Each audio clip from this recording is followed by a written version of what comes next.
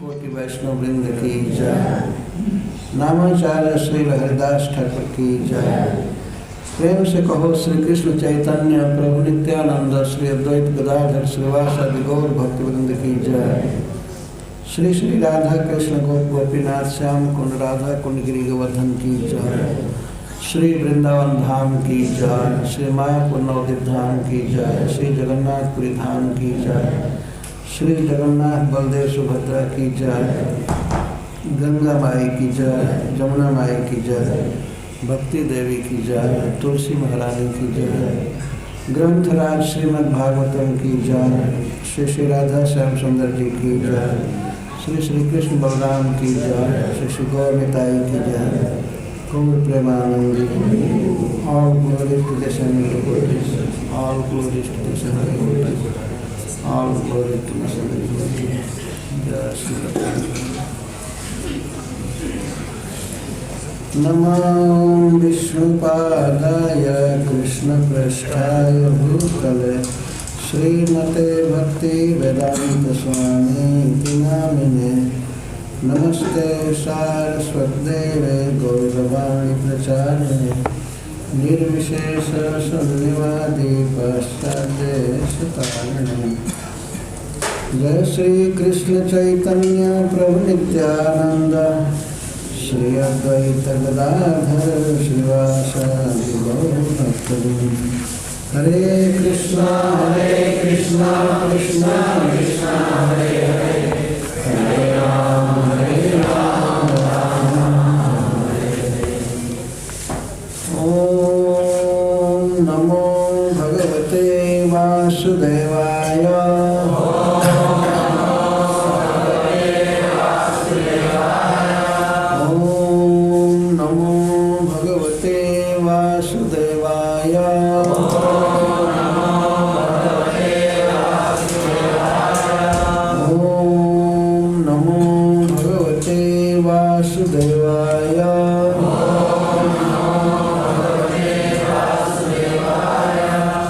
संसार भ्रमिते कौन भाग्यवान तरे।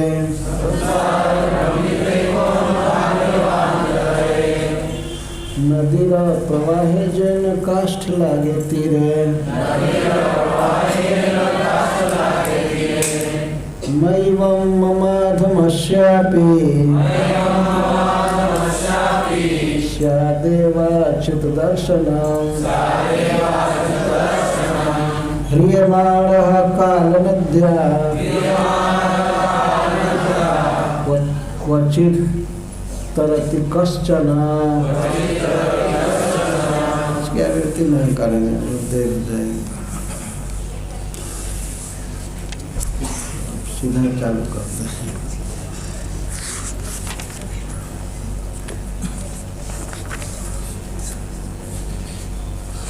कृष्ण सूर्य सम माया है अंधकार।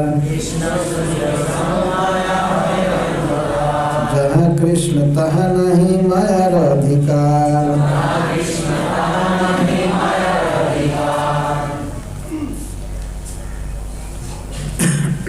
भगवान चैतन्य महाप्रभु अविधेय का वर्णन कर रहे हैं। इस श्लोक में भगवान कहते हैं कि कृष्ण सूर्य के समान है, पूर्ण चिद घन चिन्मय, और माया अंधकार के समान है। जहाँ कृष्ण है वहाँ माया नहीं रहती। भगवान का नाम भी जहाँ होता है उच्चारण, वहाँ भी माया नहीं रहती है। फिर वे जहाँ साक्षात हो तब तो कहना ही क्या है। जहाँ कृष्ण है तहाँ नहीं माया अधिकार। जहाँ कृष्ण है वहाँ माया का कोई अधिकार नहीं। अधिकार से तात्पर्य है सत्ता से है। ये नहीं है कि माया उनके पास रहती है लेकिन कोई राइट नहीं रहता। यहाँ अधिकार का अर्थ है अस्तित्व। जहाँ भगवान है वहाँ माया की सत्ता नहीं है। जैसे जहाँ तक सूर्य का प्रकाश जाता है वहाँ अंधकार नहीं होता है। माया एक अंधकार की तरह है। अंधकार का अर्थ है अंधा कर देने वाला। अंधकार, इसको इंग्लिश में डार्कनेस कहते हैं। अंधकार जो अंधा कर दे। माया का ये प्रभाव है कि वो जीव के स्मृति को, ज्ञान को नष्ट कर देती है और कृष्ण को नहीं जान पाता है, नहीं समझ पाता है। ये अर्थ है अंधकार का, अज्ञान। इस उक्ति के लिए भगवान चैतन्य महाप्रभु श्लोक देते हैं। विलज्जमानया जस्य स्थातुम इच्छा पथे लिया विमोहिता विकथन्ते ममा निति दुर्धिया। श्री ब्रह्मा जी नारद जी से कहते हैं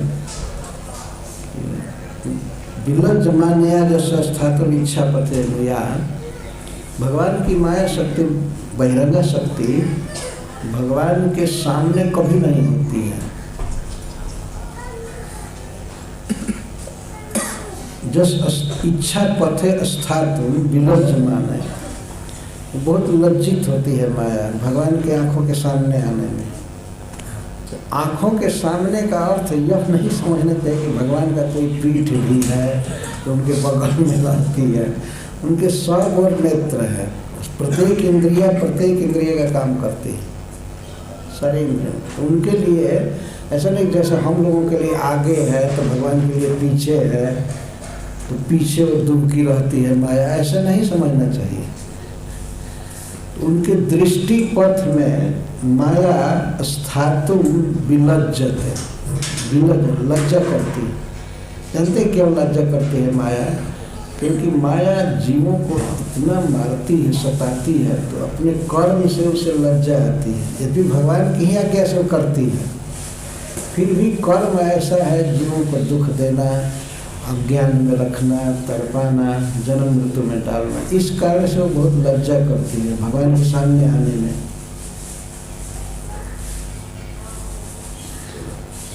इच्छा पथे स्थातुम विलज्जमान। और इसी माया के द्वारा मोहित होकर के जीव ममाहमिति विकथन्ते, विमोहिता विकथन्ते ममाहमिति दुर्धिया। बुद्धि दूषित हो जाती है माया द्वारा और तब जीव कहना चालू करते हैं ये मैं हूँ, ये मेरा है। मम अहम इति, अहम इति यह मैं हूँ और मम इति यह मेरा। ये है माया का प्रभाव। ये लज्जा करते थे, भगवान के सामने रहती नहीं। लेकिन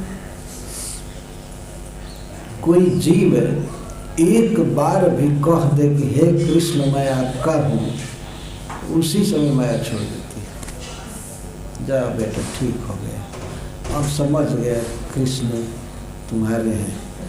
कृष्ण तुम्हार हम यदि बोले एक बार, माया बंध होते कृष्ण तारे करे पार। माया बंध होते कृष्ण तारे करे पार। एक बार कह दे कृष्ण तुम्हार हम, हे कृष्ण मैं तुम्हारा हूँ, हे प्रभु मैं तुम्हारा हूँ। एक बार कोई कह दे माया उसी समय छोड़ देती है। बहुत डरती है भक्तों से माया। एक बार कोई कह दे हृदय से कृष्ण मैं आपका हूँ। यदि मन में दृढ़ धारणा नहीं है कि मैं कृष्ण का हूँ, कृष्ण मेरे हैं, फिर भी वचन से भी तो कहना चाहिए ना। वचन से भी हमेशा कहना कि कृष्ण मैं आपका हूँ और आप मेरे हैं और हमारा और कोई नहीं है और मैं किसी का नहीं हूँ। ये वास्तव में साधारण ज्ञान नहीं है, यह सुप्रीम ज्ञान है। ये जान जाना कि मैं कृष्ण का हूँ। कृष्ण तुम्हार हम यदि बोले एक बार, माया बंध हते कृष्ण तारे करे पार। माया बंधन से भगवान पार कर देते हैं। भक्ति शरीर से, वचन से और मन से की जाती है, सब प्रकार से। वाणी द्वारा भगवान के नाम का उच्चारण करना और भगवान को अपना सबसे हितैषी समझना, और सबसे बड़ी बात है कि हम भगवान के ही हैं और किसी के नहीं हैं। किसी पर आशा, भरोसा, किसी पर विश्वास करना या किसी की वास्तव में सुरक्षित सत्ता है ही नहीं। कोई भी जीव, ब्रह्मा जी, भगवान शिव, ये सब भी एक समान नहीं रह पाते। शिव चतुरानन जाहि डेराहि, अपर जीव के लेखे मैं। कभी कभी भगवान शिव और ब्रह्मा जी भी डर जाते हैं माया से, भगवान की शक्ति से। शिव चतुरानन जाहि डेराहि, अपर जीव के लेखे मैं। फिर और जीव किस गिनती में है?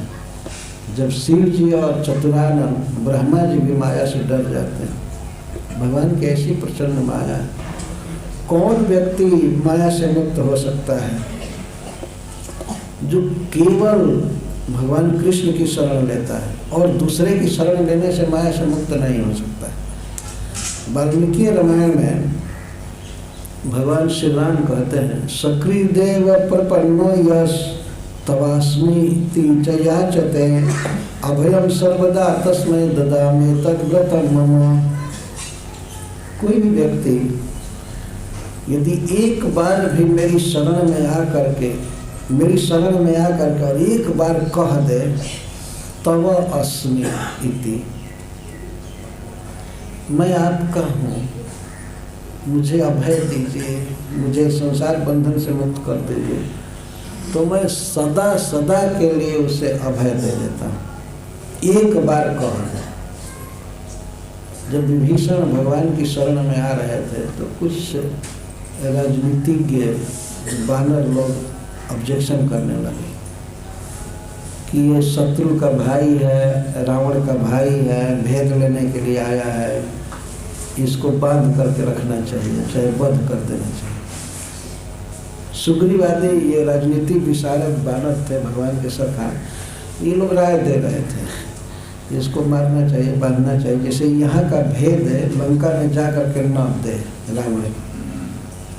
तो भगवान ने कहा कि ठीक है, रावण का भाई है, लेकिन यदि मेरी शरण में आ रहा होगा, जो सभी दयावा शरणाई रखियों ताहि प्राण की नाई, अगर भयभीत होकर के मेरी शरण में आ रहा होगा तो उसे तो मैं प्राण के समान रक्षा करूँगा, उसको रखूँगा।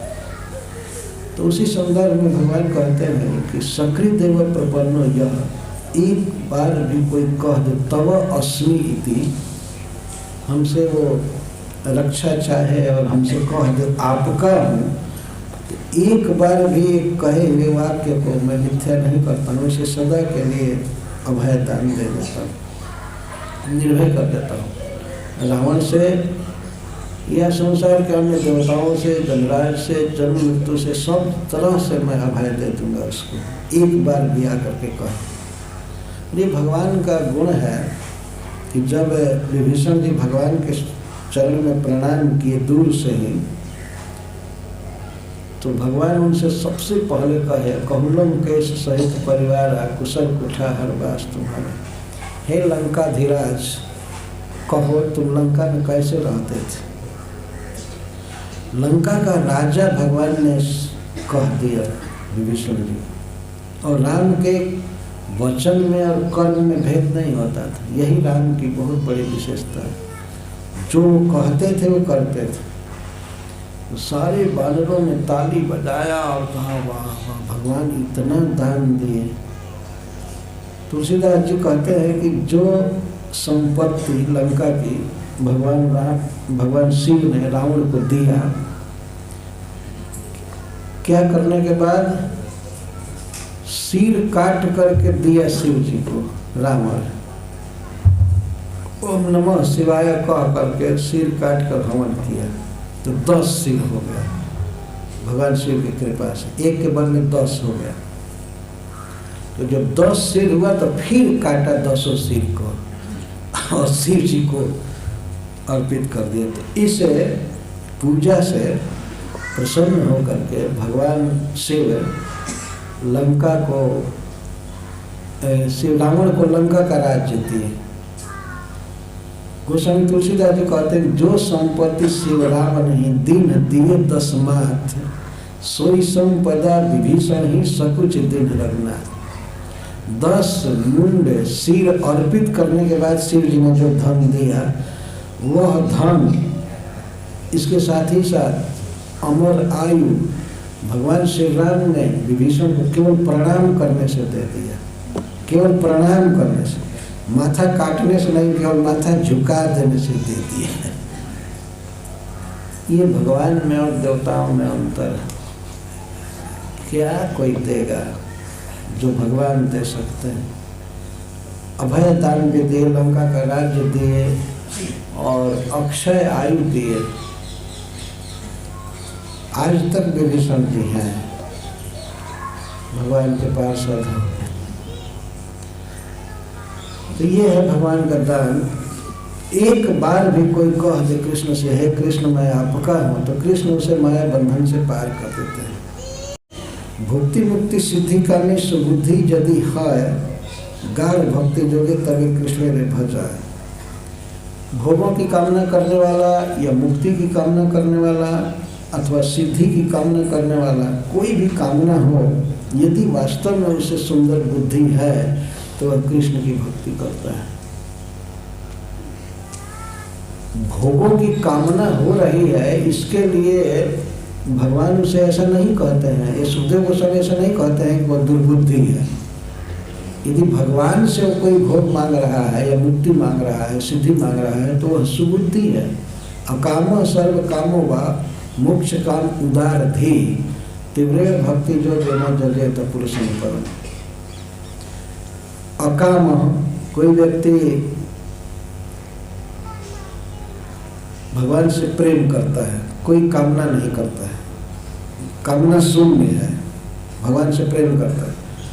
और सर्व काम हुआ अथवा सारी कामनाएं जिसको हैं, जिसको गिनाया सुखदेव गोस्वामी ने, ना बहुत प्रकार की कामना जीव को होती है। तो कहा कि इस कामना की पूर्ति ब्रह्मा जी करेंगे, इस कामना की पूर्ति शिव जी करेंगे, इस कामना की पूर्ति उर्वशी करेगी, इस कामना की पूर्ति अदिति करेगी। अनेक प्रकार की कामनाएं, उसको सर्व काम कहते हैं। जिसके भीतर संसार की सारी कामनाएं हों, मोक्ष काम भी है और सिद्धि कामी भी है, तो वह व्यक्ति तीव्र भक्ति योग के द्वारा भगवान का ही भजन करे। ये सुझाव है चैतन्य महाप्रभु, सुखदेव गोस्वामी। उसको उदार धी कह रहे हैं सुखदेव जी। उदार धी, कोई भगवान से कुछ चाहता है तो महान है। भगवान ने गीता में भी कहा है, चतुर्विधा भजन्ते माम जना सुकृति अर्जुन, आर्तो जिज्ञासु अर्थार्थी ज्ञानी च भक्तासु।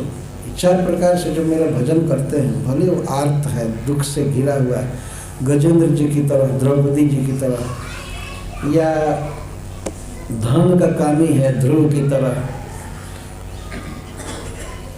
आर्तो जिज्ञासु अर्थार्थी, या जिज्ञासु है उद्धव जी की तरह, कुछ जानना चाहता है अर्जुन की तरह, हमसे जानना चाहता है, सुनना चाहता है। और आर्तो जिज्ञासु अर्थार्थी ज्ञानी और ज्ञानी निष्काम भक्त, ये सब सुकृति न, ये बहुत पुण्यवान है कि हमसे चाहते हैं। भगवान से मांगना नहीं कहा जाता है। जैसे कोई पुत्र बच्चा अपने पिता से कुछ मांगे तो उसको कभी भिखमंगा नहीं कहा जाता, लेकिन वही जा करके रोड पर मांगने लगे तो सब लोग कहने लगेंगे तो भिखमंगा है। भले 1 रुपया ही मिले उसको, लेकिन सब लोग कहेंगे भिखमंगा है, यहाँ घूम रहा है। और पिताजी से अगर वो हजारों रुपये मांगता है फिर भी उसको भिखमंगा नहीं कहा जाता, क्योंकि उसका स्वरूप है पिता से मांगना। उसी तरह से हम लोगों का स्वरूप है, हम लोग कृष्ण के दास हैं, कृष्ण से मांगा जा सकता है निसंकोच। यद्यपि बिना मांगे ही वे देते हैं, मांगना एक मूर्खता ही है लेकिन फिर भी भगवान मांगने वालों को सुकृति कह रहे हैं, बहुत सुंदर कर्म किया है, पुण्यवान है, इसलिए मुझसे मांगता है। मतलब मांगने वाले को भगवान ने उदार कर रहे हैं। उदार सर्व एवैते, आगे के श्लोक में कहते हैं सभी उदार हैं, महान हैं। उत आर बड़े हैं, आर का अर्थ होता है सीमा, और उत मैंने बियॉन्ड, जो आर से परे है। आर का अर्थ होता है मेड़, बाउंड्री, मर्यादा, सीमा, सीमातीत उनका चित्त है। ये बहुत भारी सफलता है कि भगवान से ही कोई चीज़ मांगने की इच्छा न हो, भगवान से कुछ मांगने की ये तो और श्रेष्ठ है, लेकिन अगर इच्छा हो रही है तो यह भी बहुत बड़ी बात।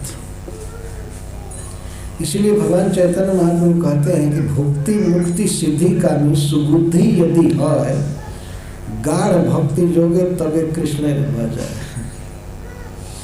अगर सुंदर बुद्धि है उसको, तो किसी भी कामना की पूर्ति के लिए तीव्र भक्ति योग के द्वारा कृष्ण का भजन करता है। तीव्रेण भक्ति योगेन जजेत पुरुषं परम। अन्य कामी यदि करे कृष्ण भजन, ना मांगी लेह कृष्ण तारे देन स्वचरण। अन्य कामी कृष्ण की सेवा, कृष्ण से प्रेम के अलावा जो कोई भी मांगे, जैसे भोग स्वर्ग का या रसातल का, जैसे बलि महाराजा के जिस लोक में रहते हैं सुतल लोक आदि में, वो तो स्वर्ग से भी ज़्यादा धनी है। तो स्वर्ग की संपत्ति, रसातल की संपत्ति अथवा ब्रह्मा जी के लोक का आधिपत्य, कुछ भी है इस पृथ्वी पर साम्राज्य या भोग, कृष्ण की सेवा के अतिरिक्त जो कामना, इसको अन्य कामना कहते हैं। इस प्रकार अन्य कामी यदि करे कृष्ण का भजन, यदि वो कृष्ण की भक्ति करता है, ना मांगे ले कृष्ण तारे देन स्वचरण।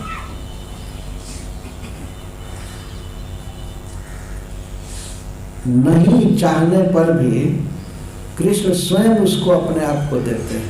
ये भगवान का स्वभाव है। कृष्ण को नहीं मांग रहा है संसार की संपत्ति, लेकिन भगवान का ये स्वभाव है कि अपनी ओर से दया करके वे उसको अपना दान दे देते हैं, अपना चरण कमल देते हैं, मतलब अपने को दे देते हैं। कृष्ण को है आमा भजे मांगे विषय सुख, अमृत छाड़े विष मांगे यही बड़ मूर्ख। कृष्ण विचार करते हैं कि आमा भजे, ये मेरा भजन करता है और मुझसे मांगे विषय सुख, और विषय सुख मांग रहा है। ये ऐसा है जैसे अमृत छाड़े विष मांगे यही बड़ मूर्ख। यह अमृत छोड़ करके विष मांगता है मेरा भक्त। लेकिन भगवान कितना स्नेह की दृष्टि से उस भक्त को देखते, कहते हैं आमी विज्ञ यही मूर्ख विषय के न दीवा, स्वचरणामृत दिया विषय भुलाई। बेचारा ये मूर्ख है, मेरा भजन कर रहा है, लेकिन मैं मूर्ख नहीं हूँ ना। आमी विज्ञ, मैं जानता हूँ कि क्या देना चाहिए। कोई भक्त है और भगवान से प्रार्थना करे कि हमको एक गिलास जहर दीजिए, विष दीजिए, मैं पीना चाहता हूँ, भगवान क्यों देंगे? अरे कोई साधारण पिता भी नहीं दे सकता है। कोई बच्चा मांगे कि हम विष चाहते हैं पीना, मरना चाहते हैं, तो पिता थोड़े देगा। इस तरह से भगवान कहते हैं कि आमी विज्ञ यही मूर्ख विषय के न देव, मैं क्यों इसको विषय दूंगा। स्वचरणामृत दिया विषय भुलाएगा। मैं अपना स्वरूप दूंगा, मैं अपना दर्शन दूंगा। चरणामृत का अर्थ समग्र सौंदर्य, ऐसा उसको दूंगा अपना दर्शन, अपना प्रेम, कि वह विषय बिल्कुल भूल जाएगा,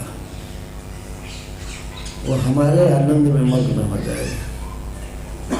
किसी भी वस्तु की, धन की, स्त्री की, किसी भी भोग की कामना करेगा ही नहीं, मैं ऐसा करता हूँ, यह है भगवान का स्वभाव। इसलिए अकाम सर्व काम व मोक्ष काम उदार भक्ति जो लेना जलेता पुरुषम पर। दूसरे देवता लोग जो मांगा जाता है वही दे देते हैं। अगर कोई मांगे कि हमको विष चाहिए तो दे देंगे, मरो चाहिए कुछ भी करो, ऐसा देखा गया है। लेकिन भगवान ऐसा नहीं करते। यदि वे देते भी हैं विषय, तो उस विषय को ऐसा देते हैं प्रसाद बना करके कि वो भक्त के जीवन में बंधन नहीं करता है, उसकी भक्ति में कोई हस्तक्षेप, कोई बाधा नहीं पड़ती, उसको प्रसाद बना करके देते हैं। और विष को भी अमृत बना देते हैं, ये तो भगवान की विशेषता है। श्री मुरई बाई को विष दिया गया पीने के लिए, और उन्हें पता नहीं था, ये कहा गया कि भगवान का चरणामृत है, पी लो, तुम कृष्ण का भक्त हो तो चरणामृत पी लो। उनके पति तो मर चुके थे युद्ध में, लेकिन उनके घर के और लोग बड़े चिंतित थे कि साधुओं के बीच नाचती है, गाती है, पूरा वंश का नाम डूब रहा है। इसीलिए वो उपाय कर रहे थे इनको मारने का। तो ये कह करके कि भगवान का चरणामृत है, इसको पी लो। मीरा जी ने कुछ भी विचार नहीं किया, उसी भगवान का चरणामृत है, तो उसे लेकर के आनंद से पीने लगे। पीने के बाद विष कोई काम नहीं किया। ये भगवान की कृपा थी। तो भगवान विषय को भी, विषय विष को भी अमृत बना करके देते हैं।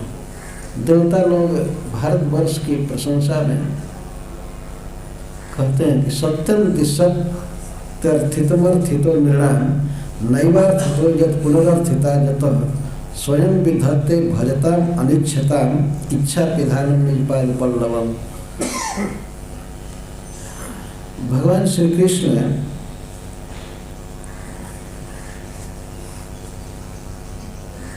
निर्णाम अर्थितम, भगवान श्री कृष्ण अर्थित सन निर्णाम अर्थितम दिशति इति सत्यम।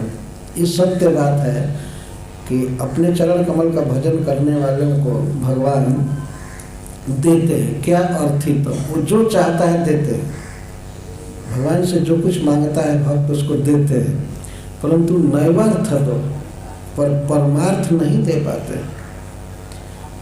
अगर उसकी इच्छा के अनुसार भगवान ने दे दिया तो यह भगवान का वास्तविक दान नहीं होता है। वास्तविक दान उनका क्या है? स्वयं विधत्ते भजता अनिच्छता इच्छा विधानम निजपाद पल्लवम। जो व्यक्ति निष्काम भाव से भगवान का भजन करते हैं, जो लोग भजन करते हैं, उनको भगवान अपने चरणामृत दे देते हैं। चरणामृत से ये चरणामृत मत समझिएगा कि एक स्पून दे दिए चरणामृत। चरणामृत मतलब अपने को दे देते हैं। और भगवान को जब जीव भक्त पा जाता है तो उसकी सारी इच्छाएं अपने आप समाप्त हो जाती हैं। सारी इच्छाएं, वो पूर्ण मनोरथ हो जाता है। भगवान अपने को दे देते हैं, सखा के रूप में, स्वामी के रूप में, पुत्र के रूप में, जैसे भी अपने आप को दे देते हैं और वो तृप्त हो जाता है, अन्य कोई कामना नहीं करता। तो चैतन्य महाप्रभु इसमें ये बता रहे हैं कि सबसे अच्छा है कि भगवान से न मांगा जाए। पर यदि कोई मांगता भी है तो भगवान किसी भी प्रकार से उसे दे देते हैं, किसी भी तरह से अपना दान देते हैं। काम लागी कृष्ण भजे पाए कृष्ण रसे काम छाड़ी दास रहते है अभिलाष। कामना की पूर्ति के लिए कृष्ण का भजन करता है, लेकिन भजन करने में ही उसे कृष्ण रस मिल जाता है। भगवान का सौंदर्य, भगवान की लीला आदि सब संपर्क में आते हैं तो पाए कृष्ण रस से कृष्ण रस पाया जाता है। तो काम छाड़ी दास रहते है अभिलाष। तो काम छोड़ करके, काम उपभोग की वासना छोड़ करके कृष्ण का दास बनने की उसे अपने आप अभिलाषा हो जाती है, वो दास बनता है। काम छाड़ी दास रहते है अभिलाषा, जैसे ध्रुव महाराज। स्थानाभिलाषी तपसे स्थितो हम त्वां प्राप्तवान् देव मुनीन्द्र गुह्यं काचं विचिन्वन् अपि दिव्य रत्नं स्वामिं कृतार्थोऽस्मि वरं न याचे। ध्रुव महाराज एक स्थान पाने के लिए भगवान की भक्ति कर रहे थे, जप कर रहे थे, ध्यान कर रहे थे। कौन स्थान? जो स्थान उनके पिता और पितामह आदि के द्वारा भी अनधिष्ठित था, जहाँ वो नहीं गए थे, जिसको महाराज उत्तानपाद या मनु महाराज आदि भी नहीं पा चुके थे। ऐसा वो उत्कृष्ट स्थान चाहते थे, राज्य चाहते थे, और इसके लिए तपस्वी स्थित तपस्या में लगे थे, घोर तप कर रहे थे। उनकी तपस्या का वर्णन 4 स्कंध में है। 3-3 दिन पर, सबसे पहले तपस्या की तो 3-3 दिन पर वे सूखा पत्ता और घास, सूखा घास खाते थे।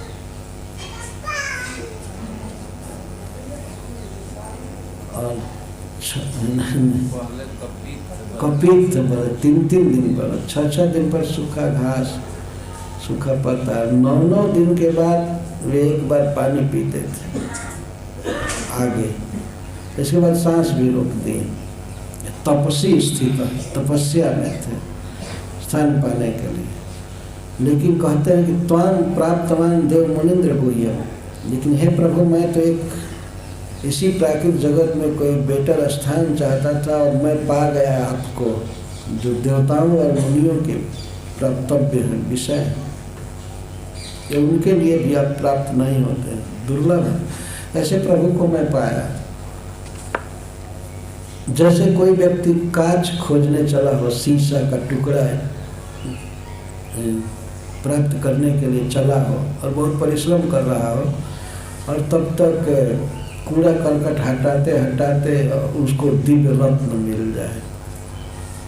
इस तरह से हे स्वामी मैं कृतार्थ हूँ, वरम न याचे, मुझे और कोई वर नहीं चाहिए, मुझे कोई स्थान, कोई कुछ भी नहीं चाहिए। आप मिल गए, हमारी सारी इच्छा पूर्ण हो गई, आप ही हमारे सब कुछ।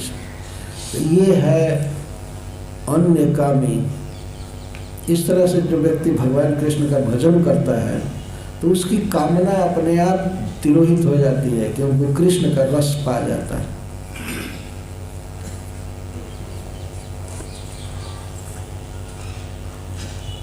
अब चैतन्य महाप्रभु कहते हैं कि संसार भ्रमिते कौन भाग्य के हत्ता है,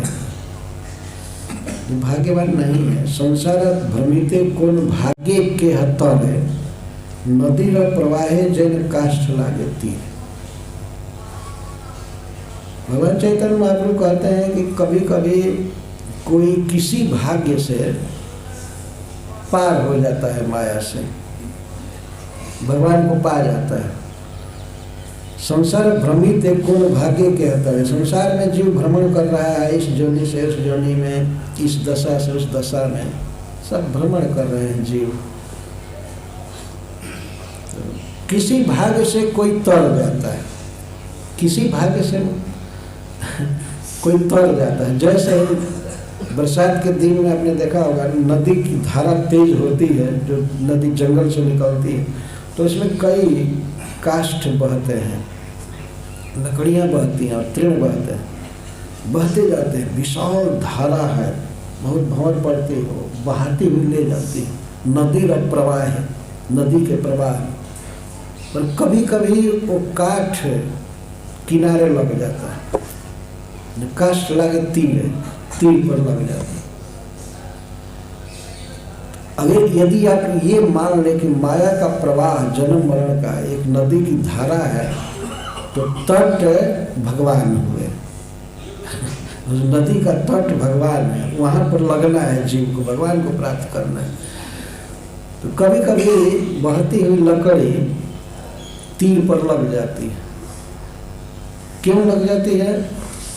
कोई अनुकूल हवा चली, मान लीजिए पश्चिम से हवा चली तो पूरब तट पर लकड़ी लग गई। कभी ऐसे देखा जाता है? कोई तारा नहीं, उसको अपने आप वो अनुकूल अवसर पा करके हवा आदि का रुख से पा करके वो तर जाती है, लग जाती है किनारे। इसी तरह से संसार भंगिते कौन भाग्य के तर है। संसार में जन्म मरण में है, लेकिन कभी कभी किसी भाग्य से उतर जाता है, माया से पार हो जाता है।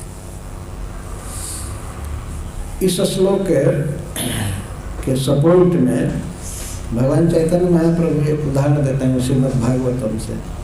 मैवम ममाधमस्यापि स्यादे वाचित दर्शनम काल ह्रियमाण काल नद्या क्वचित तरति कश्चन।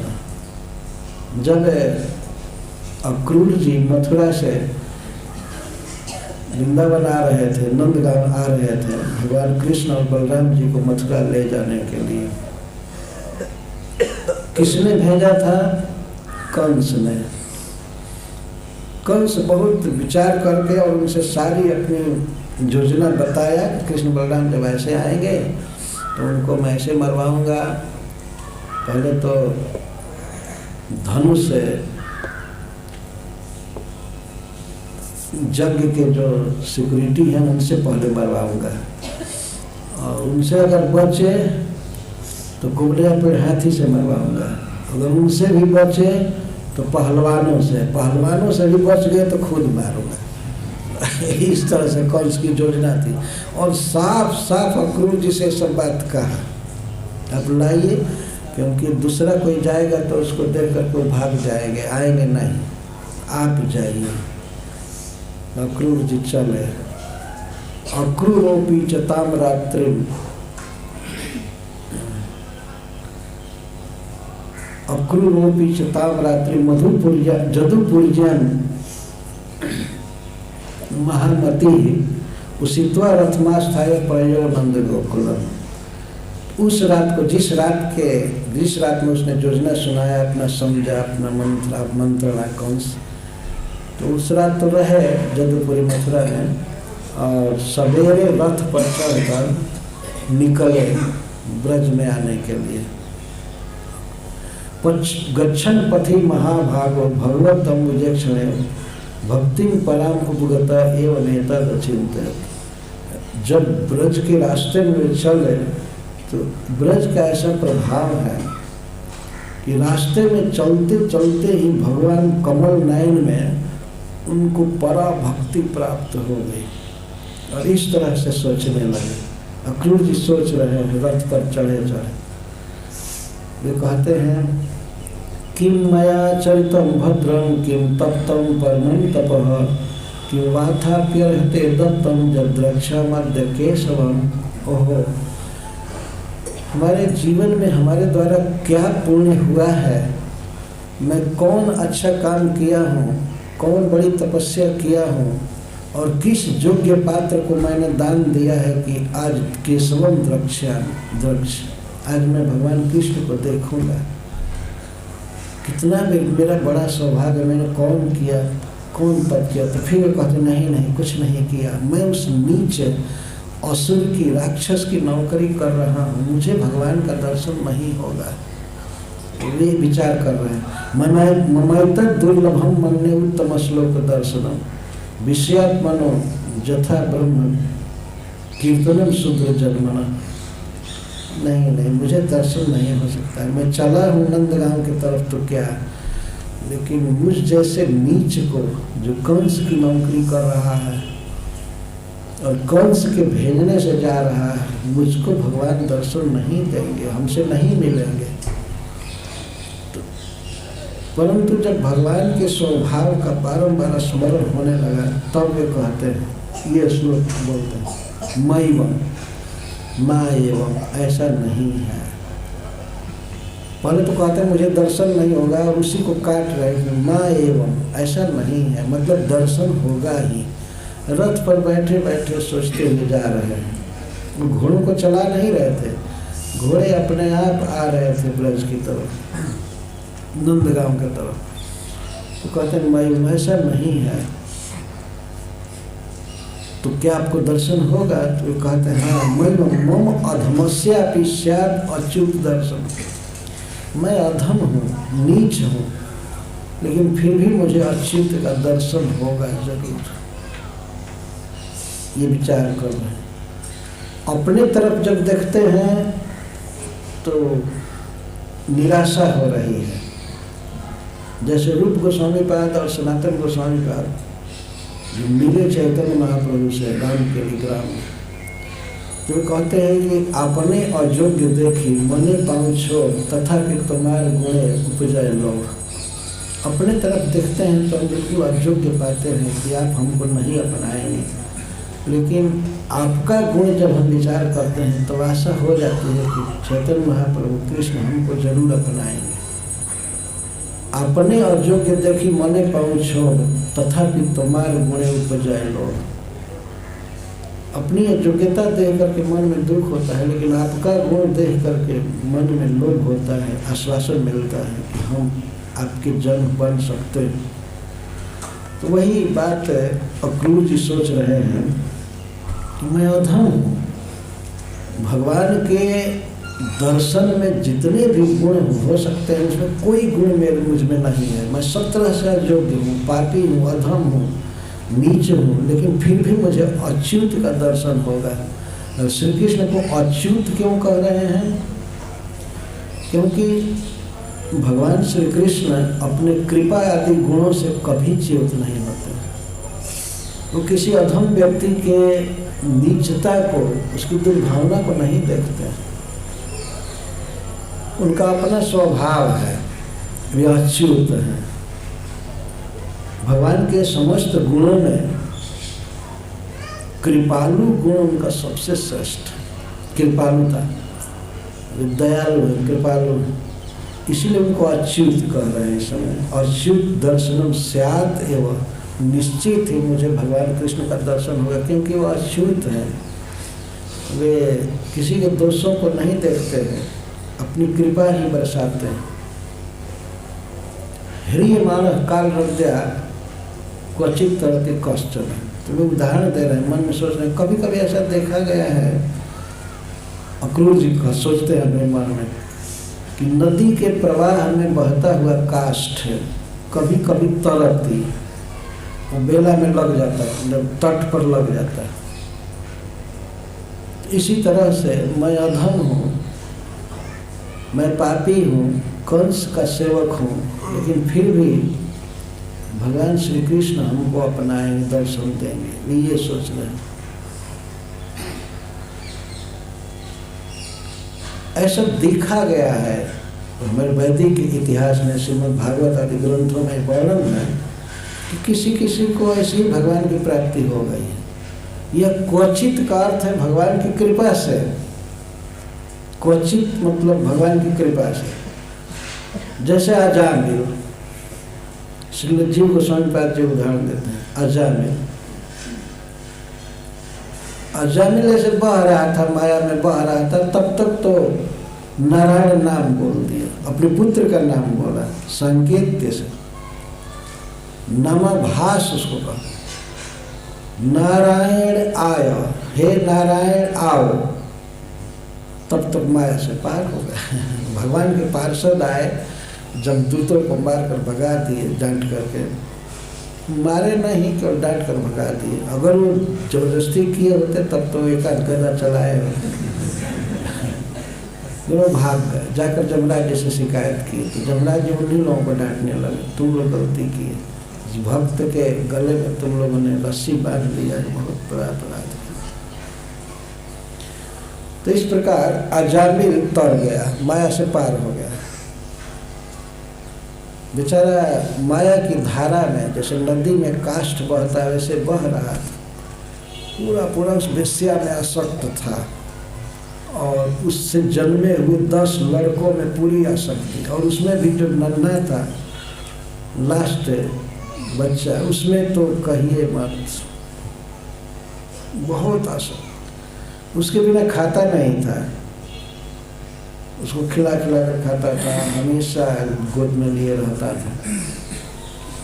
उसी की लीला देखता था, उसका बोलना चलना ये सब सोचता रहता था। इतना गिरा हुआ आदमी था, लेकिन तर गया। क्वचित कैसे तर गया? नामाभास से तर। केवल नारायण नाम लिया, अपने पुत्र के लिए लिया, नामकरण से लेकर के मरते समय तक कई बार लिया था। इसका मतलब ये है कोई तरने का साधन थोड़े था कि अपने बेटा का नाम लिया जाए, लेकिन बेटा का नाम वो तो कृष्ण का नाम था, तो तर गया। तो अक्रूर जी अपने मन में मिला रहे हैं कि भगवान की कृपा से कोई भी व्यक्ति तर सकता है, कश्चन कोई, क्वचित किसी प्रकार से। तो राजा ने संकेत से नाम लिया, अपने पुत्र का नाम लिया, पर नाम तो भगवान का था, तो तर गया। कितना बड़ा आश्वासन मिलता है किसी जीव को, भगवान की कृपा से तर सकते हैं महाराज। अच्छा, दूसरा उदाहरण जीव गोस्वामी पाद जी देते हैं पूतना का। पूतना गोकुल में आ रही थी कोई तीर्थ यात्रा के लिए नहीं, वो भगवान को मारने आ रही थी। बहुत भारी इनाम भी रखा था कंस की, यदि मार कर आओगी तो तुमको बहुत बड़ा इनाम दिया जाएगा। लेकिन वो तो जब गत्वा न निवर्तन, तो फिर गई ही नहीं, तो भगवान के धाम नहीं गई। पूतना का देखिए, बेचारी बह रही थी, अज्ञान में थी, इतना हिंसक क्रूर विचार उसका, बच्चों को मारती थी, खून पीती थी, मांस खाती थी, वह रही थी माया के प्रवाह में, माया के प्रवाह में। पर सौभाग्य से वह भगवान के पास चली गई, गोकुल में चली गई। उसका पूतना का स्वभाव था वो हिंसक क्रूर जो भी, पर भगवान का क्या स्वभाव है, भगवान का क्या गुण है कि वो पूर्णतः कृपामय है। अपने पास आने वालों का उद्धार करते ही हैं, कृपा करते ही हैं, उनका स्वभाव है। जैसे स्पर्श मणि है, स्पर्श मणि से कोई कैसे भी लोहा को छुआ दे तो उसको सोना बना देता है। तो स्पर्श मणि का तो केवल इतना ही गुण है कि वो लोहे को सोना बना देता है। पर एक व्यक्ति ने लिखा है कि साधु में, वैष्णव में और स्पर्श मणि में बहुत अंतर है। स्पर्श मणि लोहा को सोना बना देता है, लेकिन स्पर्श मणि नहीं बना पाता है, अपने समान नहीं बना पाता। लेकिन साधु तो ऐसे होते हैं जो किसी को अपने समान बना देते हैं। किसी लोहे को छुए या किसी भी चीज को छुए और उसको स्पर्श मणि बना दे, अपने समान बना देता है। तो भगवान भी ऐसे ही है। भगवान है किसी के दोषों को पूरा नष्ट करके अपने समान बना देते हैं। उस सच्चिदानंद स्वरूप प्राप्त करके भगवान के सच्चिदानंद धाम में जाता है व्यक्ति, और नित्य सेवा के सुख को प्राप्त करता रहता है, जैसे पुतना ने प्राप्त किया। भगवान की माँ बन करके भगवान को स्तन पिलाने का जो सुख है वो नित्य लीला में आज भी प्राप्त कर रही है। डायरेक्ट भगवान उसका स्तन पीते हैं और सेवा करते हैं भगवान की। और बेचारी इस तरह से तर गई। सौभाग्य से मथुरा से निकल करके गोकुल चले। तर गई ना, जैसे काठ बहता है, लकड़ी बहती है तब तक तट पर लगता है, अनुकूल हवा बहती है उस तरह से वात आदि के झकोर लग जाती। और तीसरा अक्रूर जी स्वयं अपना ही उदाहरण दे रहा है। ये कंस के भेजने से नंदगांव चले,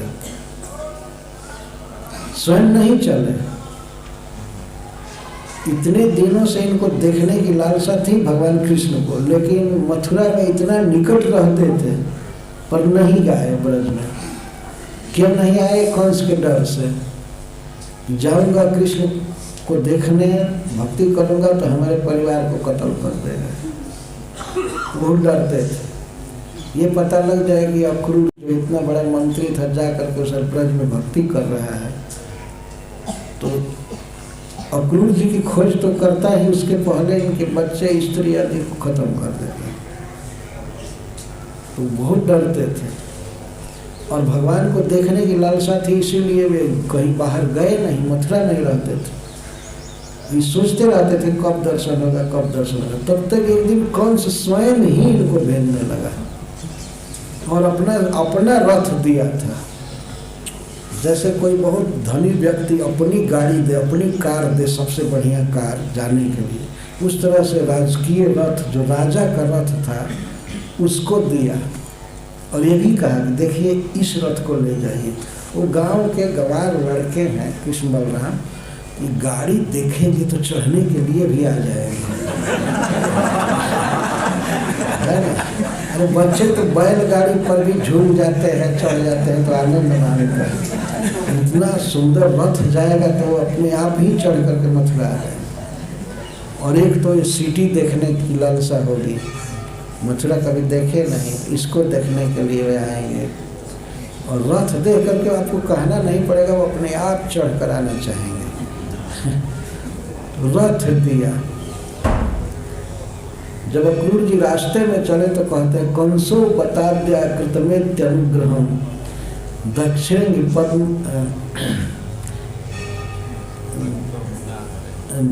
द्रक्षेण पद्मम प्रहितो गुना हरे कृतावतारस्य दुरत्ययम तमः पूर्वे तरंजन नखमंडल ऐसा।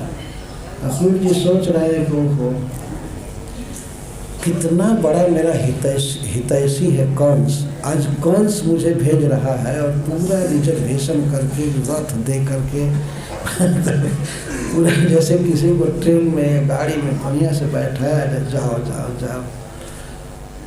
कंस जैसा व्यक्ति जो सबका शत्रु है, हमारा भी शत्रु है, कृष्ण का शत्रु है, आज मुझे भगवान के पास भेज रहा है। इसके द्वारा भेजे हुए जाने पर मैं हरि के चरण कमल का दर्शन करूंगा, जिनके नख चंद्र ज्योति का ध्यान करने से ही पहले के बड़े बड़े लोग भवसागर को तर गए। ऐसे भगवान के चरणों को मैं साक्षात देखूंगा, उसमें नमस्कार करूंगा। ममाद्या मंगलम अष्टम, इसके पहले कहे फलवांश चैव में भव जब नमस्ते भगवतो योगी ध्येयांग्रिपम करो। आज मैं भगवान के चरणों में नमस्कार करूंगा। और भी मनोरथ कर रहे हैं कि भगवान हमें उठा करके अपने भुजाओं में भर लेंगे, मुझे आलिंगन करेंगे, मेरा देह उसमें तीर्थ हो जाएगा, परम पावन हो जाएगा इत्यादि बहुत से मनोरथ कर रहे हैं। तो ये कौन जानता था कि एक दिन अक्रूर जी को कंस भेजेगा भगवान के पास। इसीलिए वो कह रहे हैं इस बात को कि ह्रियमाण काल नद्या क्वचित तरति कश्चन। जैसे नदी के प्रवाह में काष्ठ बहता है और कभी कभी वो तट पर लग जाता है, ऐसे ही इस काल नदी में, काल के प्रवाह में ह्रियमाण जीव परवश है। ह्रियमाण का परवश है, बह रहा है, उसका कोई बस नहीं चल रहा है, लेकिन वह भी कभी कभी पार हो सकता है भगवान कृष्ण की कृपा से। कब किस पर भगवान कृष्ण की कृपा हो जाए कोई ठीक नहीं। भगवान योग्य अयोग्य या पात्रता अपात्रता नहीं देखते। अक्रूर जी स्वयं को प्रमाण मान नहीं। देखिए हमारे जैसे अधम को भगवान का दर्शन होगा।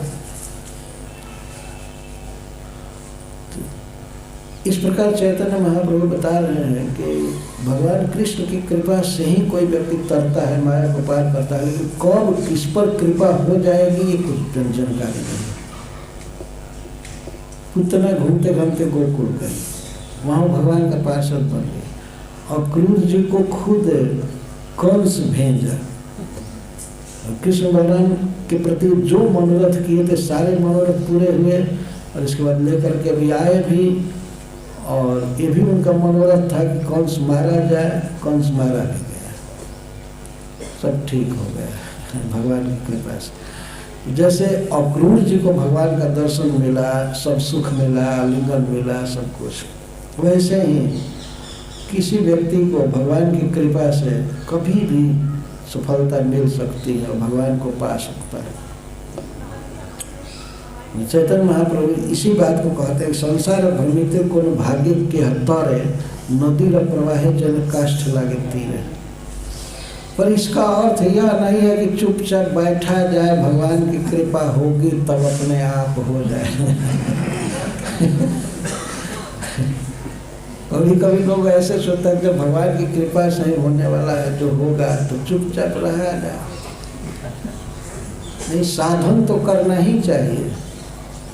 भगवान का नाम जप, भगवान को प्रणाम, परिक्रमा, या और भी जो भक्ति के अंग हैं, श्रीमद् भागवत श्रवण, पठन, वैष्णव की सेवा, ये सब तो करना ही चाहिए। लेकिन वास्तविक बात है कि जो भी होगा कृष्ण की कृपा से ही होगा, यह सत्य है। और कब कृष्ण की कृपा होगी, कैसे होगी, क्या होगी, कोई नहीं जानता है। क्या पता था अमेरिका के उन लोगों को कि श्रील प्रभुपाद जी वहाँ जाएंगे। बेचारे माया में बह रहे थे और प्रभुपाद जी का संग हुआ, कृष्ण ने प्रेरणा दिया प्रभुपाद जी के हृदय में और वे कृष्ण से जुड़ गए, माया से पार। मैं अपने बारे में कहता हूँ, मैं न्यूज़पेपर हेटर था। न्यूज़पेपर मैं एकदम नहीं पढ़ता था, बहुत घृणा थी अखबार से। लेकिन एक दिन एक व्यक्ति हमारे गांव पर लाया अखबार, आज नाम का अखबार, बनारस से छपता है, इलाहाबाद। तो क्या पता मुझे, कुछ तो आकर्षण ऐसे नहीं था, लेकिन मैं ऐसे ही कहा कि ठीक है, देखूं। और मैं देखा अखबार तो उसमें निकला था अमेरिका में कृष्ण भक्ति का प्रचार। यूं पढ़ा तो बड़ा आकर्षक लगा शीर्षक। भाई जी हनुमान प्रसाद पोद्दार के संग से, उनकी कृपा से भगवान कृष्ण में मेरा आकर्षण था। तो अमेरिका में कृष्ण भक्ति का प्रचार है, मेरे ये टाइटल हमारे हृदय को बहुत सुखी किया। तो मैं पढ़ने लगा, पूरा पढ़ा तो उसमें श्रील प्रभुपाद जी का निकला था कि वे अपने 40 शिष्यों के साथ वाराणसी में आए हैं और इस टाइम पर, इस प्लेस पर उनका प्रोग्राम है। मैं सुनते ही तुरंत चल दिया ट्रेन पकड़ने के लिए, बनारस आने के लिए। और वहाँ आया तो श्रील प्रभुपाद जी का दर्शन हुआ, उनके साथ चलने का सौभाग्य प्राप्त हुआ। 28 मंडलियाँ थी वहाँ कीर्तन में। जब प्रभुपाद जी दशाश्वमेध घाट से तपन मिश्र जी के हाउस तक जा रहे थे तो एक खुले गाड़ी में थे, धीरे धीरे गाड़ी चलती थी और मैं बिल्कुल साथ में चलता था। स्वामी जी कहकर, सर भगवान आदि भी नहीं, स्वामी जी। लेकिन बहुत अच्छा लग रहा था। वो कीर्तन, स्त्रियाँ थी, भक्त लोग थे, जिसमें मैं और 2-3 को याद तो करता हूँ। स्पेशली तमाल कृष्ण महाराज जी की याद आती है, उनका जो ब्लैक स्पॉट था उसके कारण। तो वो थे उसमें, हंसदूत महाराज थे, कई लोग थे जो बाद में परिचित हुए, उस समय परिचय नहीं था। कीर्तन चल रहा था तो अपनी एक मंडली थी प्रभुपाद जी की, जिसमें ये लोग कीर्तन कर रहे थे। और वहाँ पर बंगाली टोला से 3-4 मंडलियाँ आई थी, कई मंदिरों से। हम लोग गिन रहे थे, हम थे, हमारे चचेरा भाई 2 थे वहाँ, गिन रहे थे कितनी मंडलियाँ हैं। तो 28 मंडली कीर्तन कर रहे थे। सब इधर उधर देख रहे थे, कहीं सीताराम सीताराम सीताराम गाया जा रहा था, कहीं भगवान शिव का कीर्तन था, ज़्यादातर भगवान का ही कीर्तन था। हरे राम राम राम हरे हरे, इस तरह से कीर्तन चल रहा था। 28 मंडली श्रील प्रभुपाद जी साथ में चल रहा था उनका। तो पढ़ते हो? मैं कहा जी ठीक है, चलते। जब वहाँ पहुँचे तपन मिश्र जी के हाउस पर विश्वेश्वरगंज, तो वहाँ 2 बोरा बतासा एक व्यक्ति लाया, बड़ा बड़ा बोरा में, बैग में बतासा लाया। मैं प्रभुपाद जी के पास खड़ा था, बैठे थे,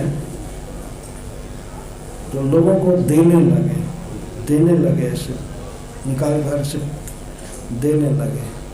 कई बतासा जानते हैं ना छोटा बतासा वहीं का ताजा बना हुआ था विश्वेश्वर पानी का, वो देने लगे। प्रभुपाद जी हमको संकेत किए ये बांटो। दूसरा बैग जो था उसको कहीं बांटो। तो मैं पूछा कितना बांटो? जितना आवे उतना बांटो हाथ में। इस तरह से नदी र प्रवाहे जन काष्ठ लागे तीरे, और वो अखबार में हमको प्रभुपाद से मिला दिया। ये कृष्ण की कृपा है। नहीं पढ़ा होता उस दिन तो शायद बहुत काल के बाद भेंट हुआ होता। ये भगवान की कृपा थी, व्यवस्था थी। इस तरह प्रभुपाद जी मिले। ये बिल्कुल सत्य है कि भगवान कृष्ण की कृपा से कोई भी व्यक्ति किसी भी समय भगवान से जुड़ सकता है, उसका माया प्रवाह बंद हो सकता है। हरे कृष्ण।